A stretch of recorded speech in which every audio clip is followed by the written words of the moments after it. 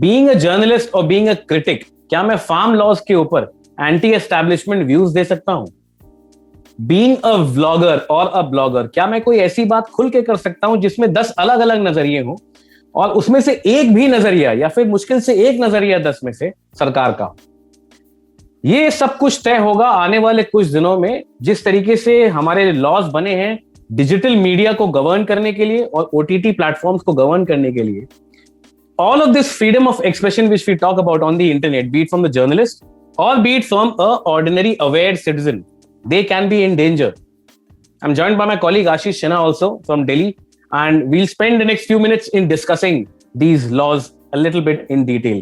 अगर हम press freedom की बात करें तो मतलब ऑलरेडी हम प्रेस फ्रीडम में नीचे गिरते जा रहे हैं हर साल.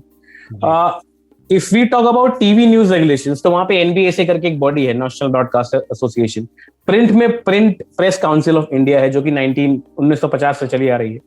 डिजिटल न्यूज मीडिया में ऐसा क्या है कि सरकार ने इसको गवर्न करने के लिए जो भी हाल फिलहाल रूल्स आए हैं रेगुलेशन के लिए, उन्होंने एक बाबू यानी कि ब्यूरोक्रेट को भाई बैठा दिया है कि भाई आप देखो कि कौन सा कंटेंट अप्रोप्रिएट है या नहीं है, और अगर नहीं है तो आप उसको टेक डाउन करो. ना सिर्फ आप उसको टेक डाउन करो बल्कि आप डिफेमेशन का केस भी कर सकते हैं पब्लिशर के ऊपर.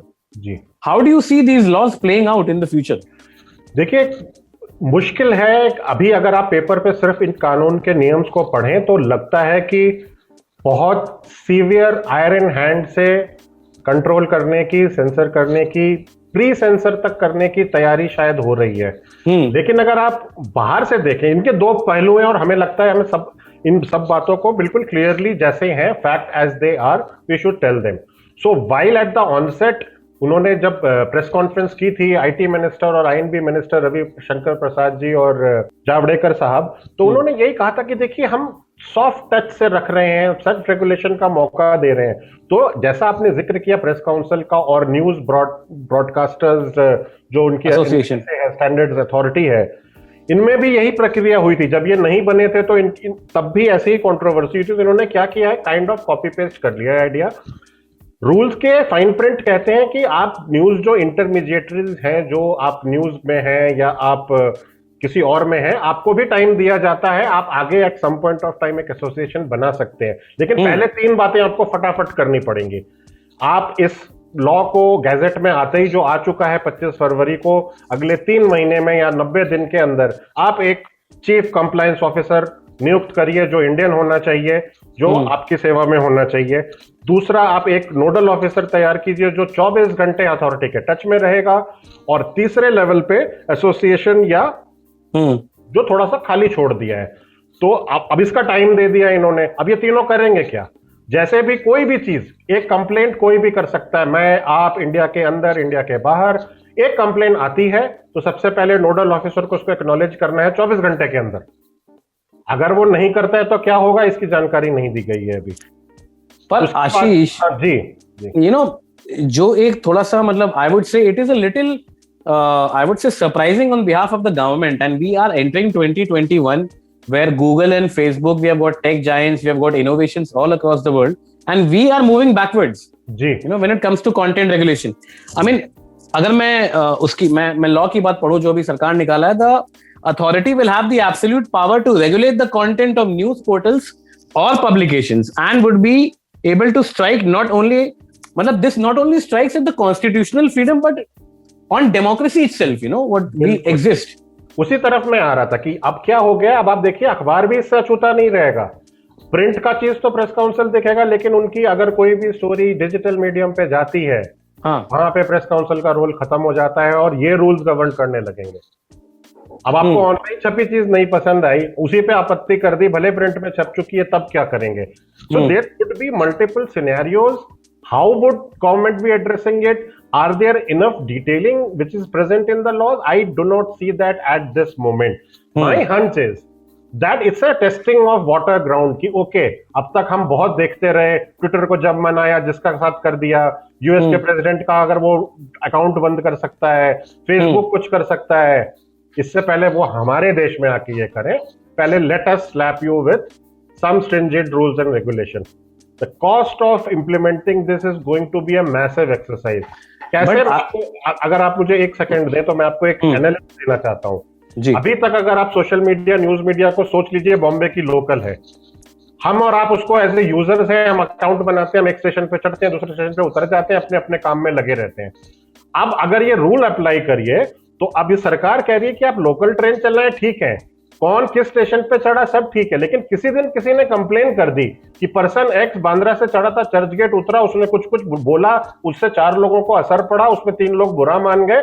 अब आप हमें आके बताइए, सारा डेटा निकालिए, उनका डेटा रखिए 6 महीने तक, कौन कब चढ़ा, क्या बात किया, ऑडियो लगाइए, वीडियो लगाइए, हम सब बातें जानना चाहते हैं, क्योंकि हो सकता है वो पहला आदमी, उसने कुछ बोला, र्यूमर फैलाया, उसके कारण आपत्ति हो गई, पब्लिक ऑर्डर भंग हो गया।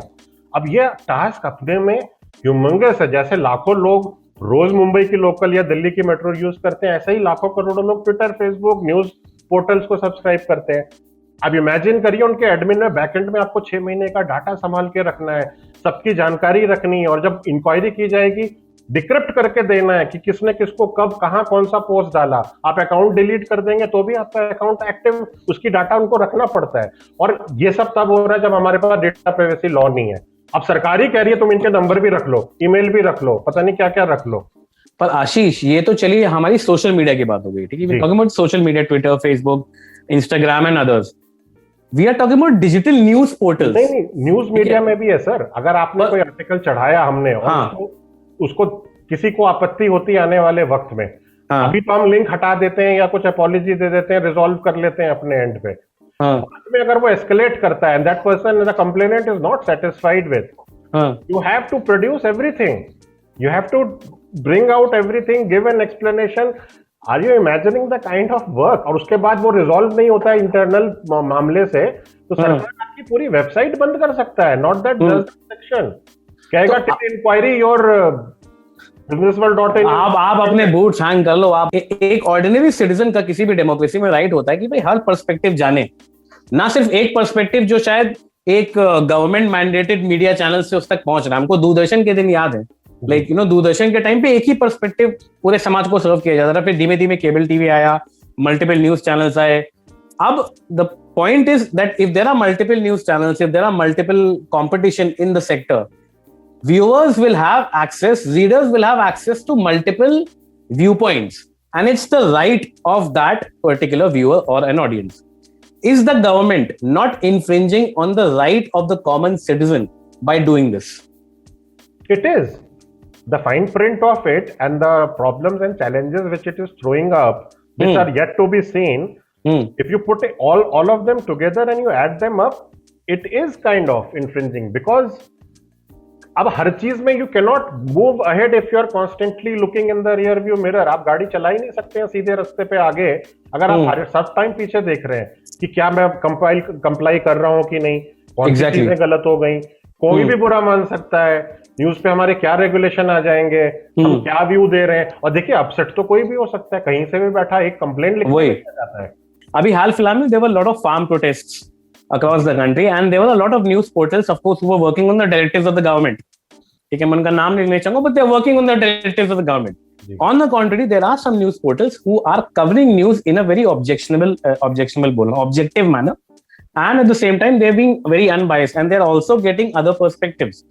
Now, tomorrow, with the set of rules, the government might say that this coverage so far is unconstitutional, and it hampers the sovereignty of the country.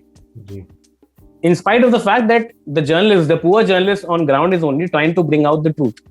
Here we are talking about consent manufacturing, which can happen if we do not allow multiple viewpoints. Should not only journalists, but should the ordinary citizens of this country take these laws very seriously? They should, and they should, boys. देखिए इसका समाधान भी लोगों से ही निकल कर आएगा। हाँ, सरकार जनता जनार्दन और नंबर पे चलती है। Democracy is all about number. The person, the party, the group which gets the maximum gets to rule. Similarly, the answer lies in if more and more people discuss it, analyze it, put critical point of view in the coming 3 months, because remember these are the 3 months where the rules say all these back-end work needs to be done. And if there is enough discussion, which is already happening, there are enough criticism coming from all quarters, YouTubers, bloggers, news website discussing things, that this may not stand the test of law अगर इसको लिया जाएगा तो इसका answer भी वहीं से निकल कर आता है। And are journalist worried? Yes they are. अभी दिल्ली में ही वाकया हुआ है किसी पब्लिकेशन के या किसी वेबसाइट के, सरकार कुछ बोलती नहीं है, ये चीजें बिना बोले भी बहुत लोकल लेवल पे होती हैं। और वो एक पत्रकार इन क्वेश्चन जिसको पकड़ के इधर उधर आधी रात घुमाते रहे, वो यही कह रहा था कि पुलिस वालों के पास मेरी फोटो थी, मेरा काम था, वो ढूंढ रहे थे उस भीड़ में कि ये वाला बंदा कहां पर है। वो यूपी में था ना, ये कौन सा पत्रकार था, बड़ा कैरवा का पत्रकार था। हाँ, कैरवान का बहुत फेमस, नाम भूल गया मैं उसका। हाँ, वो उसी इलाके से आता था, तो उसका उसके जो पॉजिटिव गई थी कि वो लोकल लैंग्वेज और लोकल लोगों को पहचानता था। और उसकी कवरेज में उसने यही दिखाया था कि जिन लोगों को बताया जा रहा है कि ये किसान है और अटैक कर रहे हैं, ये बेसिकली उसी के गांव के लोग थे। ये उसमें से कईयों को जानता था, ऐसा उसने कई वीडियो इंटरव्यूज दिए हैं लोगों को। तो मैं तो समझ गया था कि बातचीत से कि ये आपस में डिस्कशन यही कर रहे हैं, इसको घुमा के रखना है अगले आदेश आने तक। और कई कितनी बड़ी चिंता की बात है। और भी कुछ है, आप आज कुछ न्यूज कवर करें, ग्राउंड पे भी करें, you can totally, somebody can present A contrarian view and slap you with defamation, violation of laws, then the whole matter takes a different course. So who should be worried?